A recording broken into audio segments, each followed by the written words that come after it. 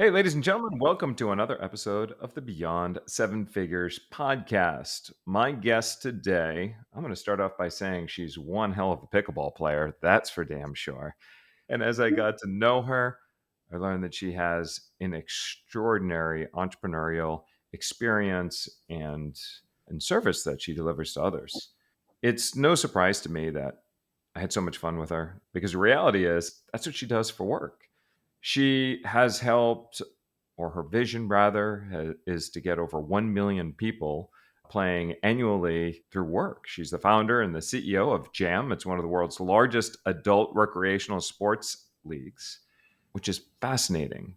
But there's so many different ways in which that ties into business because it really does help corporate culture in so many different ways. She's the author of the book, It Pays to Play, How Play Improves Business Culture. She's worked with a number of extraordinary companies and is extraordinary herself, as she was named one of Canada's top 100 most powerful women. She was a top 3 finalist in the Canadian Women Entrepreneur Awards. She's a proud recipient of the North American Sport and Social Industry Association's Industry Impact Award. The company itself that she founded was certified as one of the great places to work in Canada and named as one of the best remote startups. She was also awarded the Governor General's Queen Diamond Jubilee in her recognition for giving back to the community. I can keep going on and on and on, as you can imagine, but let's get right down to it. Welcome to the show, Kristi Herold. Thank you, Charles. I really appreciate that. And I, like you, really enjoyed getting to connect and play some pickleball with you. That was super fun. What a great way to get to know people when you get time to play together, right? It is fun. And, you know, it's funny. At first, I tend to be all business sometimes, all business when it comes to business. And when I heard this idea of bringing play to work and being play to work culture, initially my gut response was, well, that's nice, but not necessary. And that's when I was like, we're changing the state, opening a new realm of creative thinking and so forth. So Yes. most of our audiences in this, they're in the 7, 8 figure range. Some of them have small teams, others may have, teams amounting to the dozens or so forth. How does play fit into these 7, 8 figure companies? So play can fit into any size organization. Your initial thought around, play is, well, that sounds nice. Like that is, you're not alone. That is the whole point of why I wrote the book. And I think the word, I intentionally wanted to use the word play because it kind of triggers people a little bit. Like work is work, play is play, never the two shall meet, is kind of what most people would think. And as you so aptly have pointed out, when you remove yourself, when you sort of get into sort of a different situation. So, I'm a big believer that there are ways to play, there are ways to make our work more playful and fun all day long, ways to run meetings that are more playful. There are ways to celebrate our team that are more playful just because we grow up. There's power in getting up from your desk and going for a 10-minute recess break, whether that's going outside to throw a ball with someone on your team or playing a game of ping pong or just calling someone up to have a laugh. And so to your question around how does it work for different size of teams, whether you've got 5 people or 500 people, there's room to make the workplace more playful. The willingness is there, it's possible. And the power in doing so, it helps with retention, it helps with engagement and energy of your team, it helps with their mental and physical health. So burnout gets reduced. It helps with creativity and innovation in your organization. Your customers end up being happier because we've all been on the other end of the phone when that individual is really happy in their job. We all have experienced both sides of that coin. And which one do we all prefer? Now, initially when we talked about play, my thought was, you know, Gen Z's getting in the workplace, or trying to attract more talent. I looked at it as a function that was creating more wasted productivity But are we talking play is different than having ping pong tables in the lobby, or are we talking play as an intentional strategy to boost productivity? Both. There's the having a ping pong table in your office. We have one. It gets used regularly. If you have a ping pong table in your office collecting dust, I would suggest that's virtue signaling. You're trying to act like you're a really fun organization, but if you don't use it, what's the point of it? Yeah, Having a ping pong table in your office doesn't suggest that no work should be getting done. Everyone has terms and conditions. Everyone hates looking at them. Since for our contract, you would be laughing your way through them because we have the legalese and then we have our jam English interpretation that are hilarious. And it just makes it a little more fun. When you get an email from a company that makes you laugh, you automatically have a sense of affinity to them. And then the work gets done in between. What you're doing is you're fostering friendships and connections amongst your team. So when you have friends in the workplace, they're far more likely to recommend your organization as a great place to work. So recruiting becomes easier. So there's an inordinate number of reasons why this works and why it's powerful. And then there's also, we should also be taking time to actually have conscious play breaks once a month. Do like the once a year company picnic. Absolutely, don't stop doing it, but that in and of itself isn't going to make for a great corporate culture. You have to be having these like invest a little intentionally in having some fun throughout the year, get to know each other as friends, see how that improves trust, see how it improves collaboration where people on your team are then reaching out to each other because they like each other as friends. They're much more apt to say, "Hey, I'm kind of done my work. I think you might be struggling. You're busy right now. Do you need some help? Can I sure. help you with that?" If you don't have friends, if you don't care about the people you work with as friends, you're not doing that. So think about what that does to productivity when your team is that cohesively connected. It's not a big investment. And so whether if you're not working in the office, it's a way for people to actually see each other once a week in person. If you Hmm. are in the office, it's still just a fun way for people to get out and see each other.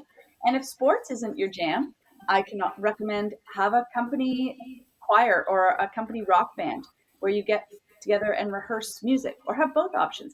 There are loads of ways to have these playful breaks throughout the year and actual intentional time set aside to do so.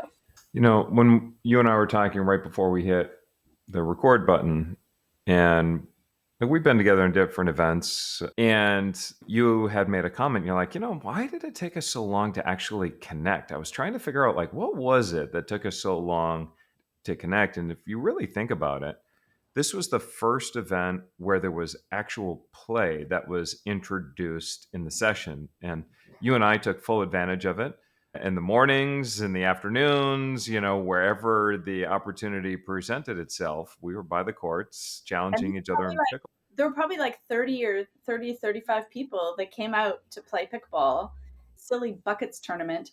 But it's play, right? We're playing. And I got to know Ben. We laughed. And that's the other like when you play inside your work, when you have a CEO on a team with a junior intern or a first year accounting associate, like all of a sudden you're doing an escape room together. This is like a real life experience for me. I was doing an escape room a year or so ago with my team, virtual escape room. I got put on a team with an accounting associate who I didn't know very well. Now I have such fun banter with this guy because we got that 1 hour together. We were on a team. We're competing with the other teams in our office. It's silly. But I got to see how his brain worked so differently than mine, solving these riddles, and I got to know him. I would Sure. not have gotten to know him like this, and it breaks down. He realized, even though like I'm a CEO of a company, but I'm just a person. Like I'm just a human like everyone else. I like to have fun, and so we do these lunch and laughs every month, have some fun with our team because it's not expensive. It's incredibly powerful and it's really healthy for our workplace culture. So, Well, there's been this saying for a long time that business is done on the golf course, yeah, right? there you go. Yeah, And, again, business is done on the golf course because the barriers come down. People get to know each other on a more personal level where they're able to emotionally connect. So much of business can be tied to the interpersonal relationships, right? exactly.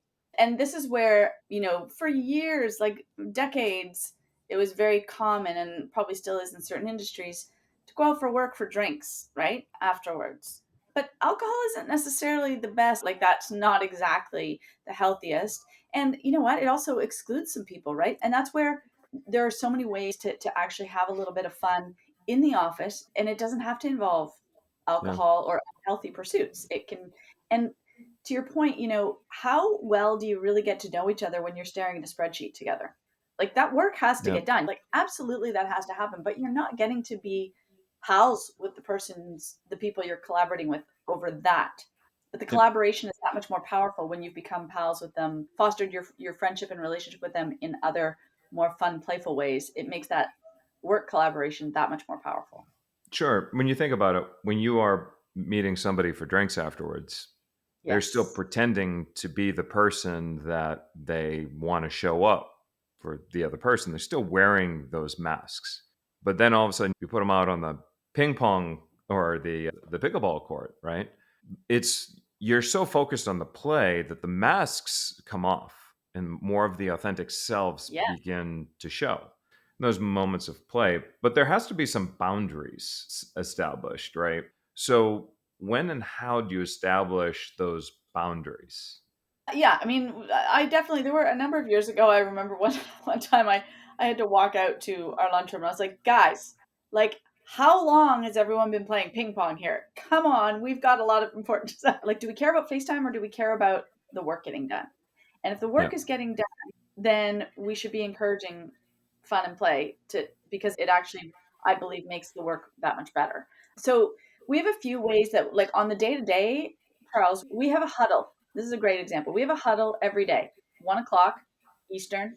It's a mandatory meeting unless you have a priority meeting that you need to book. That's hmm, fine. But majority, 95% of our team are at that 1 o'clock huddle every day. Huddle is led by a different person every day, and everyone takes a turn. So hmm, there's a schedule, everyone rotates through, which is awesome. So everyone gets a chance to shine and be in the spotlight. And the agenda is the exact same every day. It's a 7-minute agenda, and it always starts with good news. And that good news can be a personal win or a work win, whatever they want it to be. And the huddle host then calls out, anyone else have good news to share? This is when we learn that, Cole got engaged last week. We get to know people as people. We hear fun things that happened on their weekend. And it's just little tidbits, but you get to know each other. Then huddle, we go through the agenda. And at the end of the agenda, the last thing is leader's choice. And leader's choice, whoever's the huddle leader, gets to, maybe they'll tell a joke. Maybe they'll suggest that, one of my favorites was when Marvin suggested, I want to recommend that everyone think of someone you haven't spoken to in the last year and pick up the phone and call that person today. And you don't have to take the leader's choice, but I did it. yeah, And wow, that is such a great, what a great thought. It doesn't take us a lot of time. yeah. We also have in our MS Teams, we have a shout out channel. And in that shout out channel, daily, you see shout outs happening from different people, shouting out great work, usually celebrating someone living and breathing our core values in some way. And it's getting a chance to highlight someone else. You're sort of giving the spotlight to someone else, which is a beautiful way to give gratitude, and which feels good. It's also lovely to receive that kind of gratitude in a bit of a public spectrum. And everyone else who doesn't necessarily work with that individual day to day is seeing great work being done. We're celebrating it publicly. And so I can then kind of go, hey, Eric, that was amazing to read about that shout out that Jordan gave you. I loved hearing that you did that. Like, that good, awesome job, whatever. It takes no time. It costs nothing. It's just a little way of playfully celebrating people. It takes some Awesome. And attention. where do they get that PDF? There is a link. I will have it for you No. by the end of the podcast. Awesome. So let's switch gears a little bit, Christy. You've been named, this person of the year and that person of the year, and got all these awards and all, so forth. Looking at our listeners who are 7, 8 figure CEOs, all looking to go beyond 7 figures. What are some of the lessons that you've learned in the last 7 years that have helped you get to the point where you're at right now? Some lessons I would say would be, say yes when a door gets opened, try new things, be open minded to finding a better way, which is one of our core values, and say yes to trying new things, because you just never know what might be behind that door. I mean, the pandemic really hit our organization hard. We were 25 years in. We should have been celebrating our 25th anniversary when the pandemic hit us. We Yeah. had two acquisitions. I've been doing acquisitions the last 5 or 6 years to scale up our organization and doing a roll up of the industry. And when the pandemic hit, we were shut down. We got shut down for 18 months. So we had to pivot to survive. We had to be open to trying something new. And that's when we started this new corporate business. And we rebranded our organization to be called Jam, and we started doing Jam corporate team building events. We've done over 4,000 corporate team building events for companies all around the world. Wow. Yeah, both in-person events and virtual. It initially started as virtual because that's all anyone could do, and it's now we're doing in-person events all over the place as well, connecting teams through play, helping them have some laughs. If we hadn't been open to sort of trying something new, we may not have survived. And now we're a much we're still connecting people through play. With our adult rec sports leagues are back and in full force. We're in 14 or 15 cities now. Just had our biggest spring and summer season ever, biggest fall season ever. But we also have this new diversified side of the business, this new B2B side, the corporate side, and we're starting to do culture consulting as well. So we're helping organizations, what I've been talking about, this idea of how do we integrate play into the day to day. That's where we've been able to go in and sort of talk to some organizations and help them figure out how to do that. What works, what can work for them, what are their pain points? Is it retention? Is it creativity? And we can sort of help them find ways to have a little bit of fun with their work to help be a solution for those challenges they're having. And so to your question, I think just being open to trying new things is an incredibly powerful way to go about your business. Sure.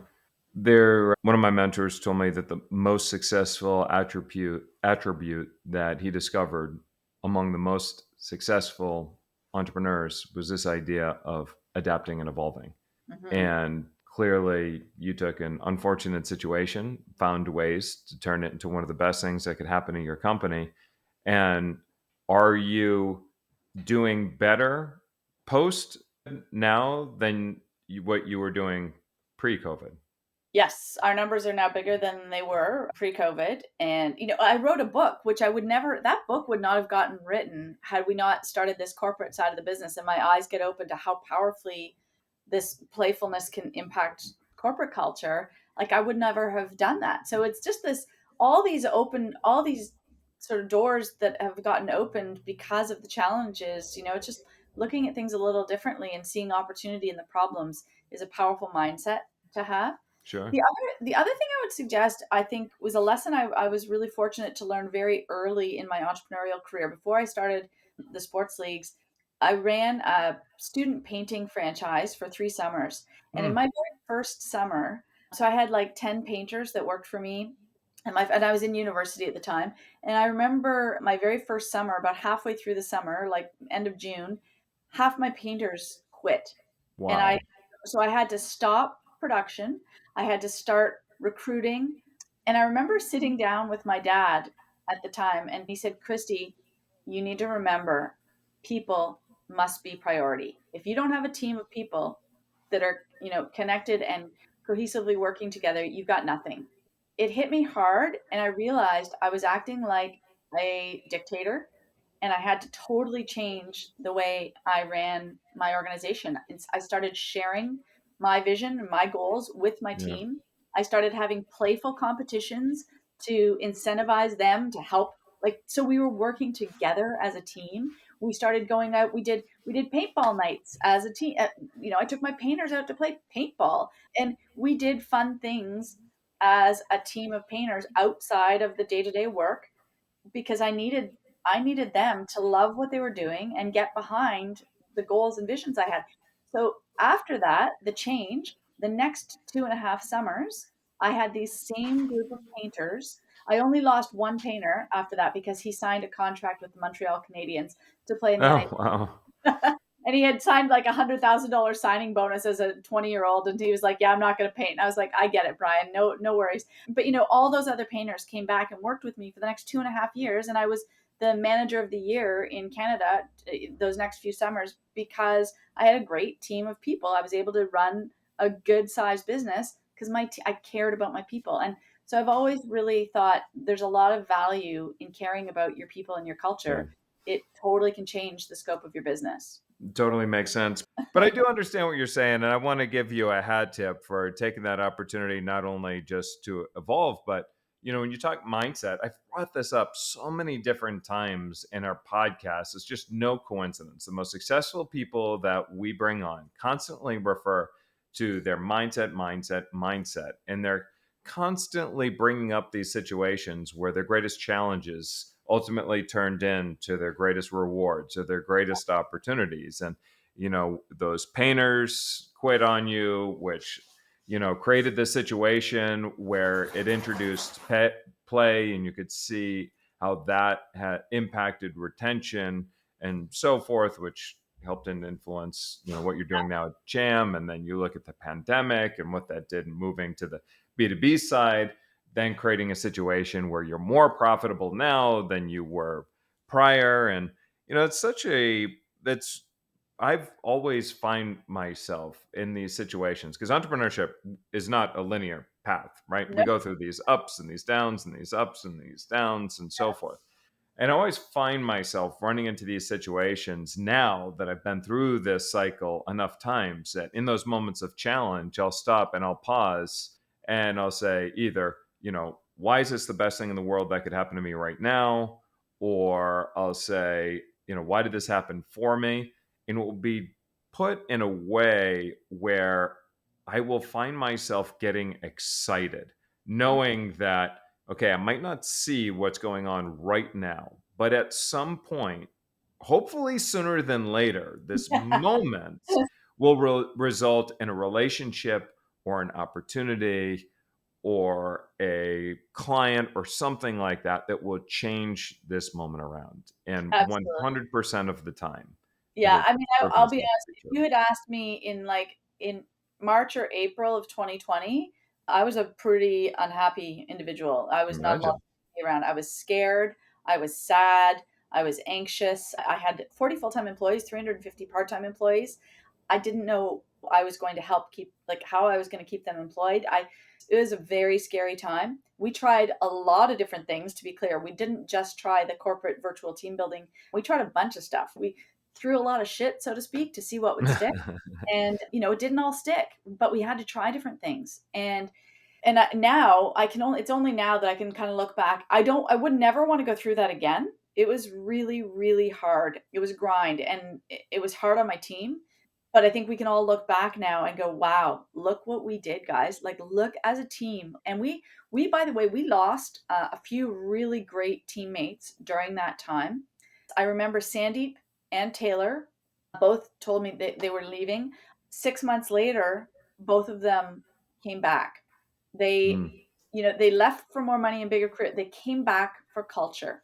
And there's a third individual we're talking to right now who left and wants to come back now, which is just, you don't retain people like that. You don't have that boomerang effect if you don't have a fun workplace culture, right? So it's a lot less expensive to win back former awesome employees than it is to have to recruit and find brand new ones and train so again, like there's a lot of reason. And Barry Glassman Wealth has won best places to work in Washington DC like 5 years in a row. They've been number one on the list.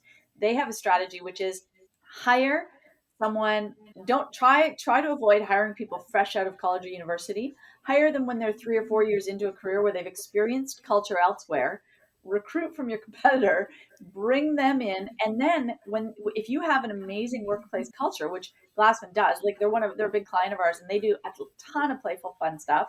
They then get to these new employees get to experience, and they have a comparison. They have a point to compare to where they're like, wow, this is a lot more fun working here. I'm not going to leave here now. Like, I've experienced what it's like working elsewhere, where all it is all work and no play. I can work at Glassman and do really well financially and have a lot more fun. Why wouldn't I want to stay here, right? So Sure. it's great, a great strategy, I think. Awesome. So I know we're pushing up against the clock. The where this is the Beyond Seven Figures podcast. Just you've given us a lot, and there's probably a lot there that would be your biggest best tip. What would you say your biggest best tip is for our listeners wanting to take their business beyond seven figures? I think I would say recognize that play and fun is not just nice to have. It's Yeah, actually going to make a very powerful impact to your organization. Play, no coincidence, begins with the words P&L. Get it on your P&L. Get it as a line item in your budget. Intentionally find ways to, it doesn't need to be super expensive, but intentionally find ways to make some time for play, whether that's a company sports team or a company choir, or do some a monthly lunch and laugh, outsource it, get everyone involved so that don't just ask HR to plan your fun for you, because then HR doesn't get to play if they're always organizing. yeah, Get everyone and make it optional. Make it optional, but you'll start to see those that opt out when they start to hear the laughs in the meetings later about how much fun that event was that they did. They'll want to be part of it. So, just make it intentional to have a little bit more fun. Think about how you communicate. Think about how you run your meetings, and have a little more playful connection to foster friendships in your workplace. I found the link for you, Charles, if people are sort of looking for ideas how to please. integrate play into the workplace. The link is kristiherold.com/beyond seven figures podcast. So kristiherold.com Excellent. /beyond seven figures podcast. I dropped it in the chat for you so you can put it in your show notes. And that's a playbook PDF that they'll get. And inside that, if they choose, there's a 25% savings option for them if they'd like to try a Jam virtual event or a Jam corporate sports team. If they're in any of the cities where we are, love to have more people help them get playing with their teams. So Excellent. So that's Kristi, Kristi, Herold.com /beyond seven figures podcast. And they can get that PDF. Did I get that right? that's right. Yeah, it's all there. Awesome. Fantastic. And we'll make sure that our production team finds a way to get this in the show notes as well. All right, Awesome. very cool. Well, that wraps up today's episode of Beyond Seven Figures podcast. For more tips, strategies, and information, also visit us at predictableprofits.com. Again, that's predictableprofits.com. Kristi put out a great book, which is called what again, Kristi? Well, it pays to play, how play improves business culture. All right, Pay to Play. You can get that on Amazon and everywhere else, I imagine. And then if people want to learn more about you, KristiHerold.com. Yeah, kristiherold.com, KristiHerold.com. Awesome. Fantastic. Thanks so All much right. for Charles. That was a lot of fun. Likewise. So this is Charles Gutta with my friend Kristi Herold, and I will see you in another episode.